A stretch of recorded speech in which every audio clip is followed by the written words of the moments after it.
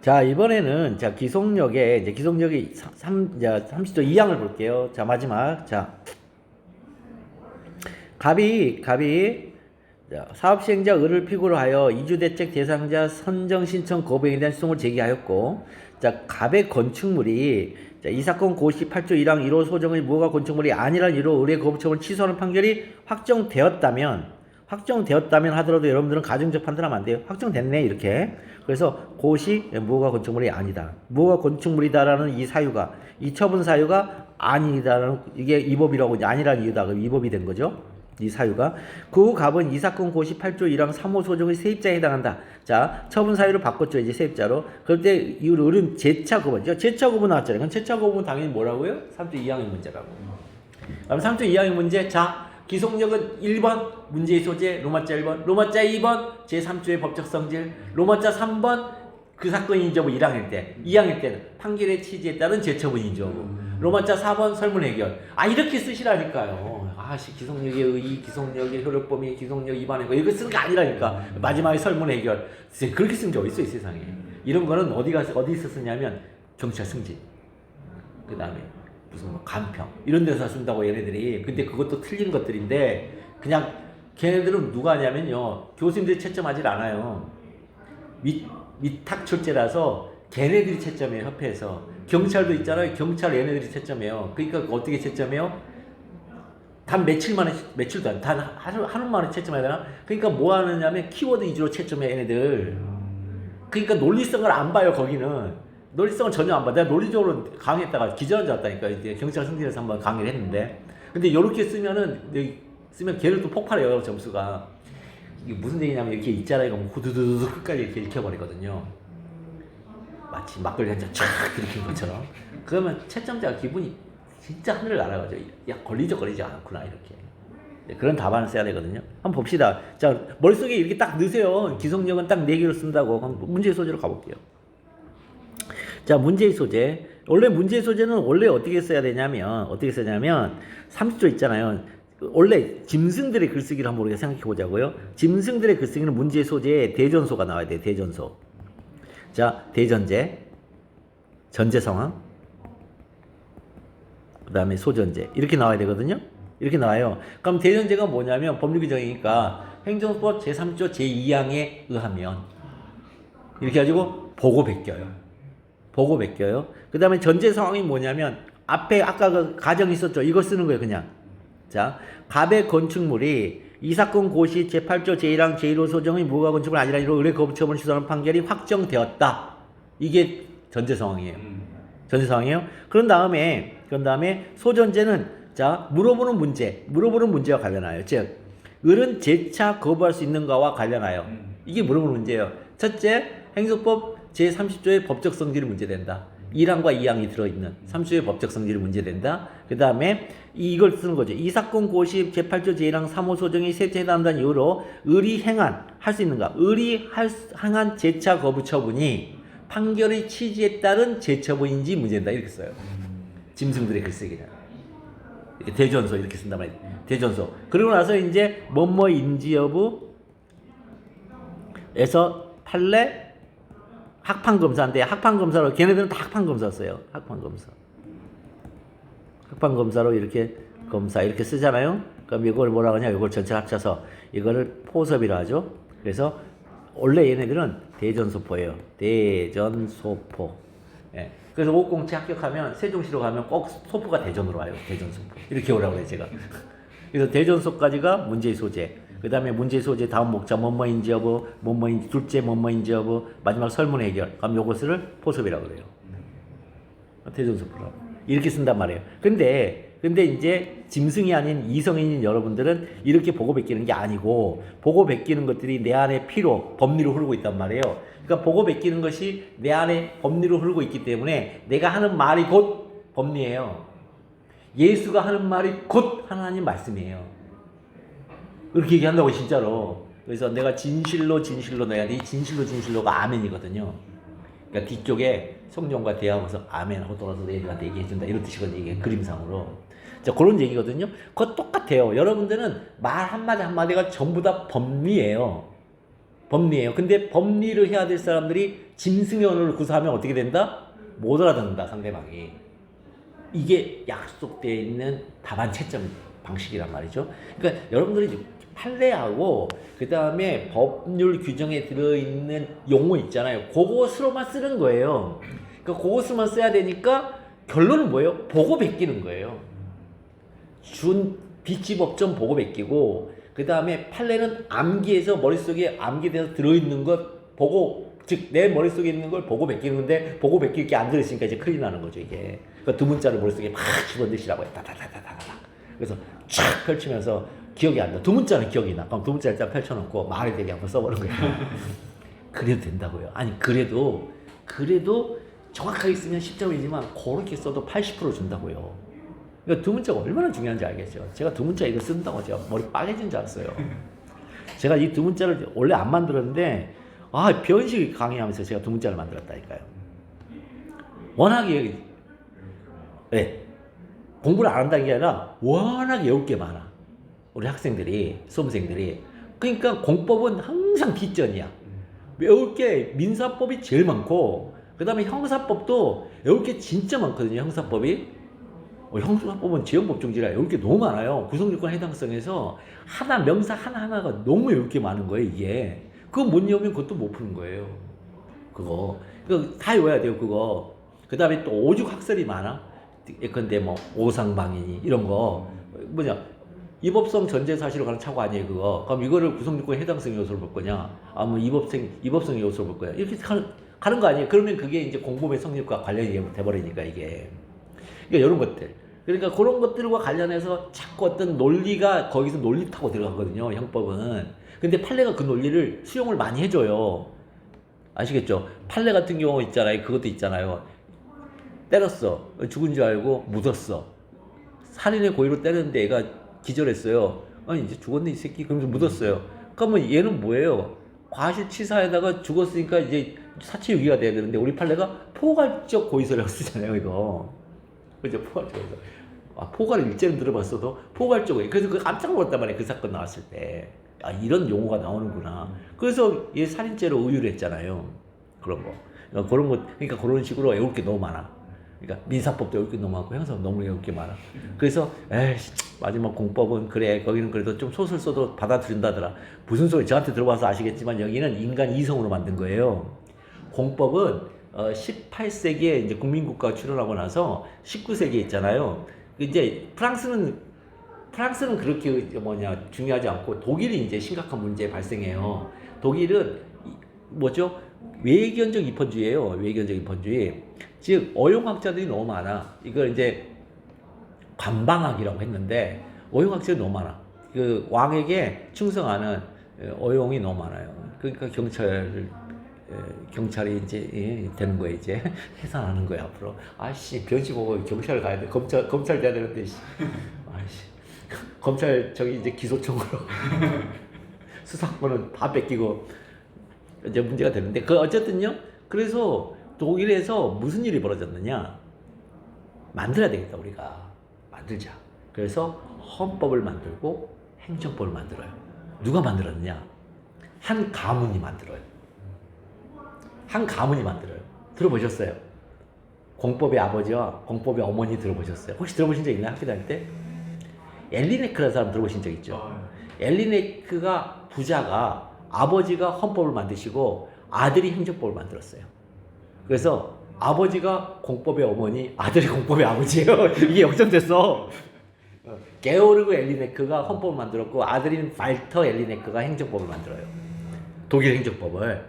이 사람들이 그러면 기존의 연구 결과를 종합해서 만들어요. 그럼 뭐예요? 사람이 만든 법이에요. 이성인이 만든 법이에요. 이성인이 만든 법은 반드시 뭐가 있습니까? 목차가 있어요. 그래서 공법은 목차가 생명이에요. 공법 목차가 생명인데 그러면 어떤 목차냐? 소송의 순서대로 가는 게 목차예요. 그래서 소제기 단계, 본안 심판 단계, 판결 단계 이렇게. 그러면 헌법재판소도 마찬가지예요. 심판 청구 단계, 심판 본안 심리 단계, 심판서 결정 이렇게 가는 거예요. 그럼 그 앞에 소장을 잘 썼냐 아니면 심판 청구서 잘 썼냐 거기 검토가 핵심 중에 핵심이에요. 공법에서. 왜? 공익소송은 판사가 알아서 해주거든요. 본안에 가면 직권심리로. 헌법재판소도 직권심리예요. 판사가 알아서 해줘. 다만 고난쟁의 같은 경우는 이제 그 변론지가 적용된다 하고 있지만 그래도 직권심리예요. 거기도 결론적으로. 공익소송이라고 그래. 공익소송. 여기서 공익이 뭐냐면 헌법의 정리심의 구현이에요. 이게 공익이에요. 어떻게 했으면 발트가 그랬을까요? 행정법은 헌법의 구체화법이다. 그러니까 헌법과 행정법은 한 몸이란 말이야. 한 몸. 그러니까 이렇게 들어가. 그러니까 헌법이 행정법의 구체화법이 행정법이 헌법의 구체화법이야. 그래서 나오는 게 기본권 규정도 의무적격의 범죄로 보자예요. 그래서 괜히 나온 게 아니에요. 그게. 이렇게 아시겠죠? 그러니까 여러분들이 생각이 이렇게 많다 이게. 생각이 이렇게 많아요. 공법이 이렇게 많은데 문제는 사람이 만든 거라. 사람은 케이오스, 혼돈을 있잖아요. 견딜 수가 없어요. 인간의 이성이 견딜 수가 없으니까 항상 뭐 하죠? 코스모스로 하죠. 코스모스. 이 혼돈을 견딜 수가 없으니까 항상 코스모스 상태로 가죠. 그죠? 그러니까 여자들이 아침에 일어나면 얼굴이 혼돈이잖아요. 그러니까 화장을 하죠. 그래서 코스메틱이라고 해요. 진짜로. 코스메틱이 그거예요. 그래서 화장법을 코스메틱이라고 하잖아요. 질서정연하게 얼굴을 만든다. 네. 그래서 이 케이오스를 견디지 못하니까 인간이 만들었는데 그게 공법이에요. 그게 공법이라고요. 그러니까 공법에는 폐쇄 시스템이라 논하는 게 딱 정해져 있단 말이에요. 주제가 가르쳐 드렸잖아요. 대원 비협 재관행 간접강제, 직접 집행정지. 대원 비협 재관행 집행정지. 이 주제 외에는 안 나와요. 행정법에. 본안의 심리 갔더니 심리에서는 변지입치기처 경관참변 병난다. 그 다음에 여기 판단으로 갔더니 준내저령. 주체에서는 그 개별법의 처분권한 위법인 하자, 주체하자. 그 다음에 기관임 사무에도 불구하고 조례 형식을 통한 주체하자. 둘로 나누잖아요. 안 나온다니까. 그 다음에 절차의 위법은 이협사청, 이유제시 협의. 이번에 협의, 이유제시 관계행정청과의 협의. 그 다음에 사전통지, 그 다음에 청문, 정식 청문, 약식 청문으로서의 의견 제출의 기회 제공. 이거 하자. 그 다음에 절차, 그 다음에 형식의 하자. 형식의 하자는 담당자 누락, 처분권자 누락 두 개밖에 없어요. 담당자 누락 취소사유, 처분권자 누락 무효. 그 다음에 내용의 하자는 반드시 기속과 재량으로 나눈다. 기속행위인 경우에는 요건 충족 시에는 중대한 공익성 필요가 없는 한 제한사유 이해의 사유로 거부할 수가 없다. 그렇게 나오잖아요. 그러니까 중대한 공익성 필요가 있으면은 거부가 가능하죠. 그 다음 처분문을 발령하지 아니할 수 있죠. 그 다음에 재량행위로 가면 여기서 꼭 행정소법 27조가 나와야 돼요. 행정소법 27조 언급을 안 하면 점수 다 날아가요. 사실은. 행정소법 27조로 딱 들어가서 일탈과 남용이 있다. 근데 일탈은 숫자, 수위 이거밖에 없어요. 그럼 남용으로 가는 거죠. 남용으로 가면 목살평 부타제수라는 유형이 있고 그 다음에 두 번째 유형은 자비신 신부라는 유형이 있어요. 어느 유형으로 갈 건지는 잘 보고 판단해야 돼요.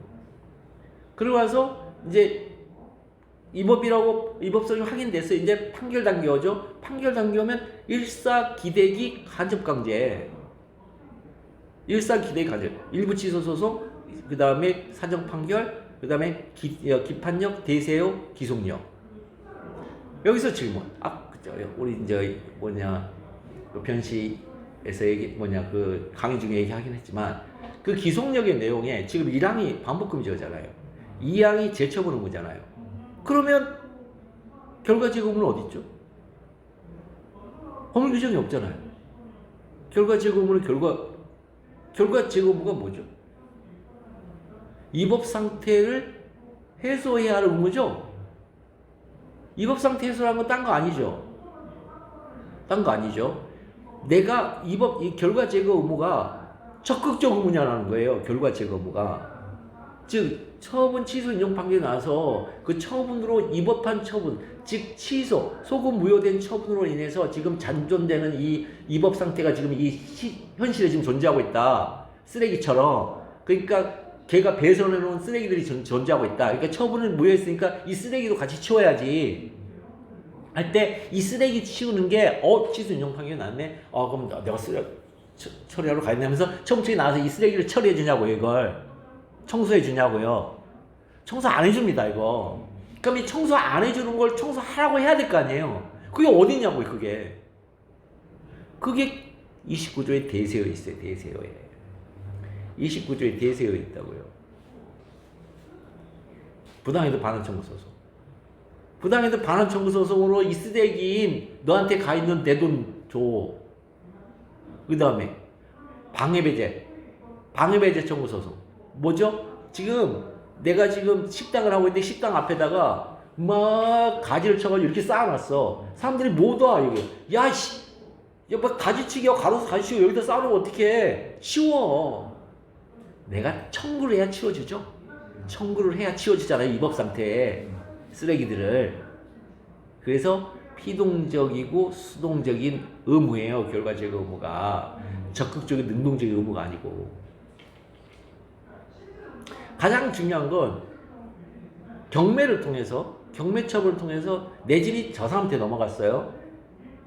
길동이한테 넘어갔어요. 그러면 어떻게 하죠? 경매처분 무효하게 소송을 제기했어요. 혹은 경매처분 소송을 제기했는데 이겼어요. 소급 무효가 됐죠? 그럼 나는요. 그 경락받은 경락인 있죠? 걔가 나한테 미안하다 야. 경매처분 취소됐어? 알았어 너한테 줄게. 안 그래요. 내가 가서 달라야 돼요. 이게 대세어의 문제예요. 이게.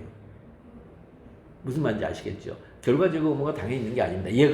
얘가 가가지고 야 미안하다 너한테 간 거 잘못 간 거야. 내놔. 그러니까 얘가 받아가지고 나한테 주는 게 아니에요. 내가 얘한테 달라고 해야 돼요. 그게 대세어. 대세어는 두 가지죠. 취소 판결의 존재.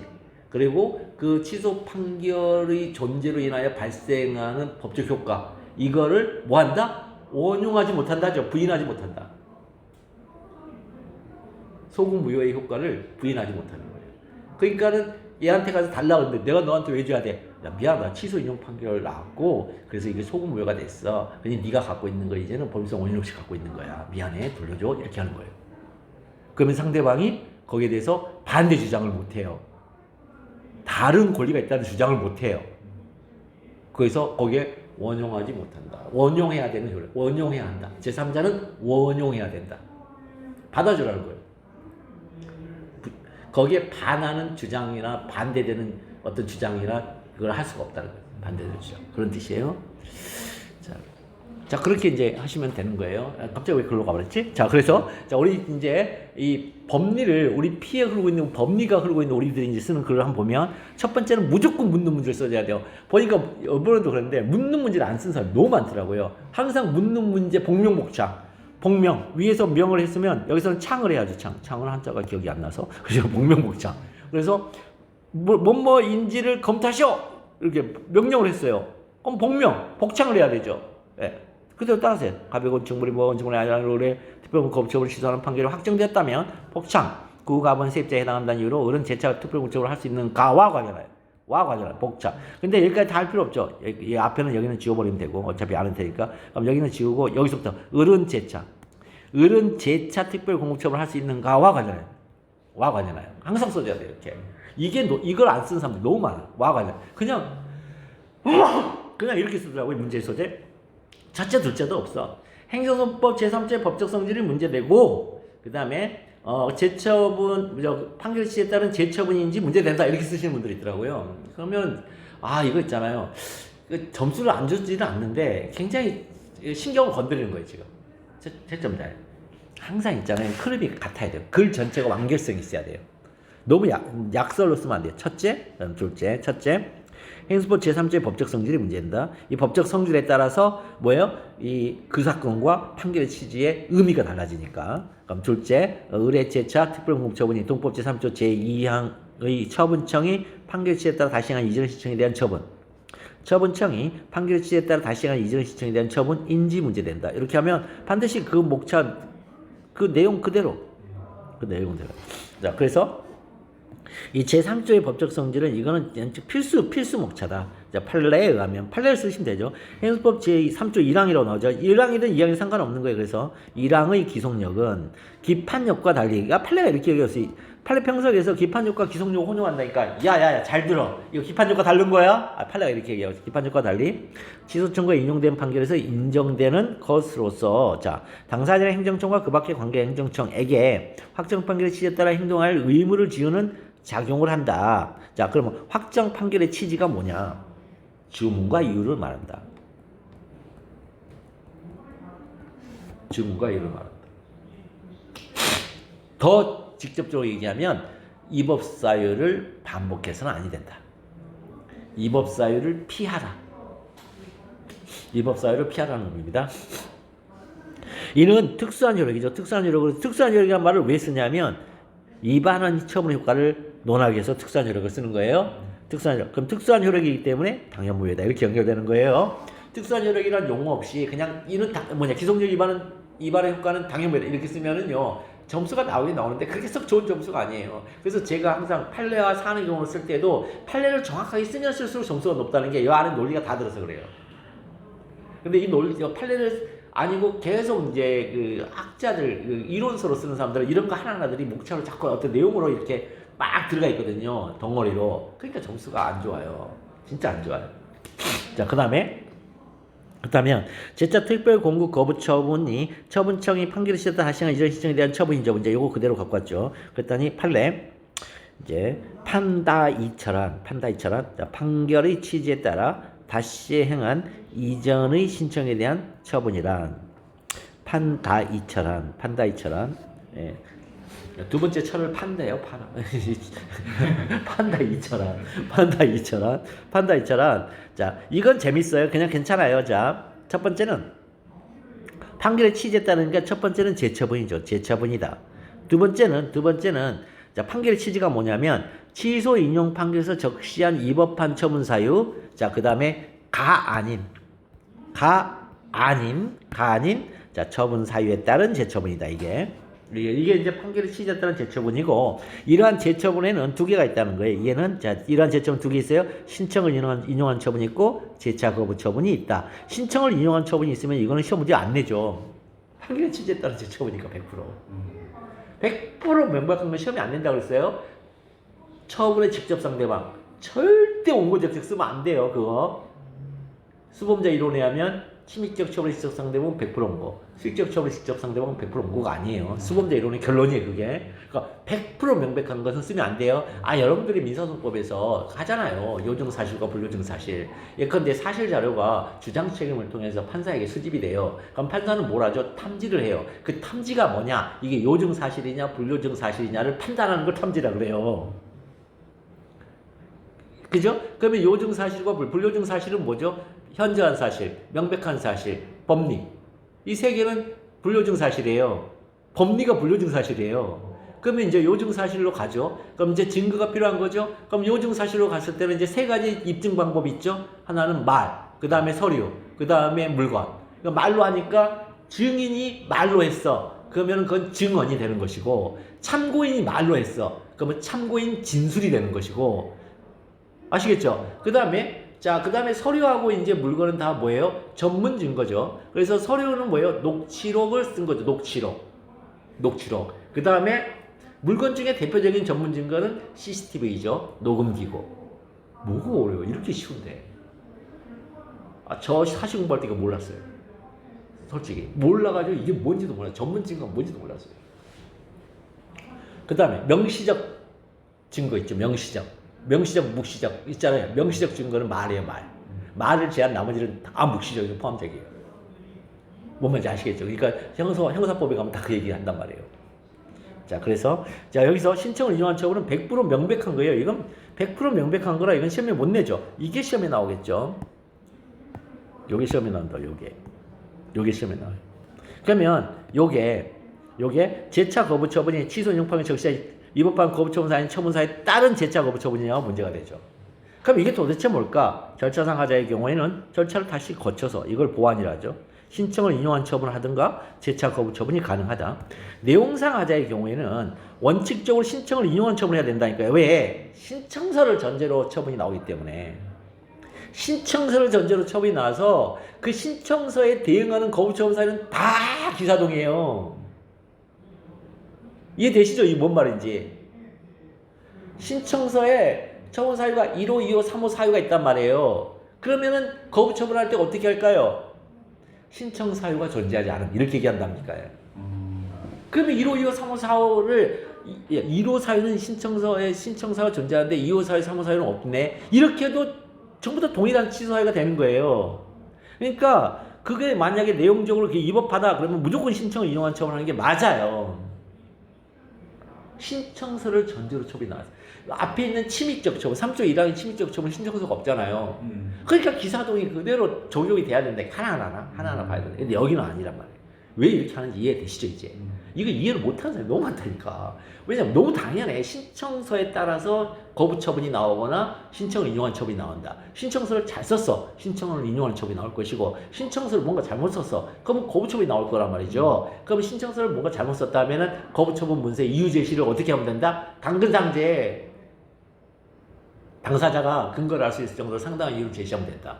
근데 그 근거를 알 수 있을 정도로 상당한 이유를 제시할 때 소극적 처분인 거부 처분에서는 어떻게 쓰면 된다? 신청인이 신청한 사유가 존재하지 않습니다. 이렇게 쓰면 된다고요. 그러면 신청 사유 전체를 다 부정하는 거잖아요. 그럼 다른 사유로는 뭐가 없잖아 처분을. 거부 처분. 다시 신청을 했어. 다시 신청을 했어요. 그럼 이 사람은 뭐예요? 신청 사유를 바꿀 거 아니에요. 그죠? 신청 사유를 바꿀 거 아니에요. 그러면 근데 만약에 그 거부 처분이 기각 판결이 나왔어. 그러면 신청 사유가 존재하지 않습니다. 이 사유가 적법한 처분 사유라는 거 아니에요. 그러면 신청인은 신청 사유를 바꿔서 하겠죠. 그런데 거부 처분이 신청 사유가 존재하지 않음이 위법하게 나왔어요. 무조건 인용하는 처분 나와죠. 그러면 신청 사유가 존재하니까. 신청 사유 존재하니까. 자, 그 다음에 사실심 변론 종결 시 이후의 새로운 사정, 거부 처분 시 이후의 개정 시행된 법령에 따라서는 재차 거부 처분을 할 수 있는데, 자, 사실심 변론 종결 시 이후의 사정이 뭐다? 이후 이 사정이 처분서의 발령이다. 거부 처분서의 발령이다. 근데 그 거부 처분서의 발령이 새로운 것이냐, 그 사유가 앞에 있는 위법한 처분서의 새로운 사유냐 이렇게 본다는 거예요. 일반적으로 거의 없어요. 근데 보죠? 여기 보세요. 근데 이 새로운 사정인데 이 처분서의 발령이에요. 거부 처분서 발령인데 이 사유가 이 판례가 뭐라냐? 처분 사유가 처분 당시에 그 사유를 명기하지 않았다. 이제 나왔잖아요, 벌써. 그 사유를 명기하지 않았을 뿐 이미 존재하고 있었고 당사자도 그 사실을 알고 있었다. 그렇다면 이 거부 처분서 발령할 때 그 사유, 이 사유는 새로운 사유냐? 그랬더니 판례가 당초 처분사에 동일성이 있는 것이라고 할 수는 없다. 당초 처분사에 동일성이 있는 뭐예요? 원고가 그러잖아요. 원고가 지금 얘기하고 있는 거예요. 판사님 이거 기속력 위반입니다. 왜요? 저 그때 이미 그 사유 알고 있었고 그 다음에 당사자 누구예요? 저하고 거부 처분을 하는 행정처 둘 다 알고 있었어요. 근데 그때 안 쓰고 여기다 지금 쓰고 있네요. 그러니까 이건 동일한 거네요. 그러니까 이거는 기사동이 있어서 이거는 판결 취했다는 재처분이 아니죠. 그게 무효인 처분, 거부 처분이죠. 내 판례가 뭐라고 그래요? 다시 따져볼게. 기사동 다시 따져볼게. 무슨 말인지 아시겠죠? 기사동 다시 따져볼게. 이렇게 하는 거예요. 그러니까 거부 처분을 발령한 것 자체가 새로운 사정이니까 다시 기사동을 따져볼게. 말씀이시죠? 네, 다시 따져볼게. 그런 얘기입니다. 자, 그러면 이 새로운 게 아니고 이제 뭐예요? 기존에 거부 처분에 썼던 사유 있잖아요. 그 사유를 다시 반복했다는 거예요, 지금. 그러니까 신청을 인용한 처분을 낼 수밖에 없어요. 그 다음에 그 사실심 변론 종결 시 이후에 있잖아요. 새로운 사유를 가지고 새로운 거부 처분 사유 가지고 이 청구서를 발령할 수 있는 상황이 거의 없어요. 왜냐하면 신청서에 다 써놨기 때문에. 신청서 밖에 있는 신청 사유가 있을 리가 없어요. 이제 그런 의도로 이걸 써는 거예요. 그러니까 이 뒤에 있는 것이 이게 일반적인 현상이 아니고 극히 예외적으로 이런 현상이 나올 수가 있어요. 근데 그렇지 않다는 거예요. 그럼 한번 볼게요. 재차 특별 공구 거부 처분사 이 사건 고시 8조 1항 3호 소종과 시세법제에 해당하는 사유와 특별 공구 거부 처분 시정에 위법 판단을 받은 이 사건 고시 8조 1항 1호 소종의 무허가 건축물이라는 처분 사유는 자, 그 기초가 되는 사회적 사정 동일하지 않아요. 자, 뭐예요? 이거 뭐예요? 사실심 변론 종결 시 이후의 사정이죠, 이거. 지금 사실심 변론 종결시 이후에 지금 거부처분서를 발령했잖아요. 네. 자, 그래서 이게 새로운 거냐 그랬더니 그 기초가 되는 사회적 사실관에 동일하지 않아. 동일하지 않아.